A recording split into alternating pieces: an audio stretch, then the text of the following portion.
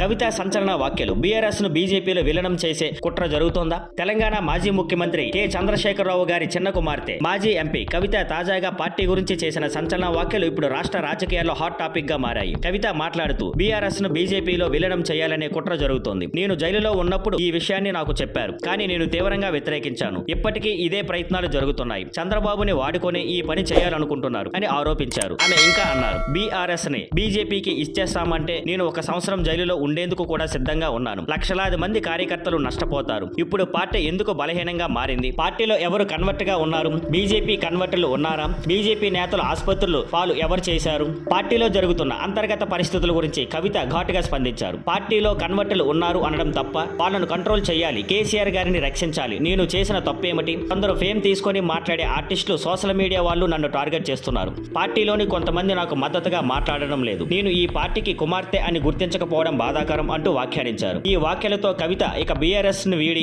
కొత్త పార్టీ పెట్టబోతున్నారా అన్న అనుమానాలు రాజకీయ వర్గాల్లో ఊపందుకున్నాయి. ఇవి తెలంగాణ రాజకీయాల్లో కొత్త చర్చకు తెరలేపాయి. Thank you for watching. Please like, share and subscribe.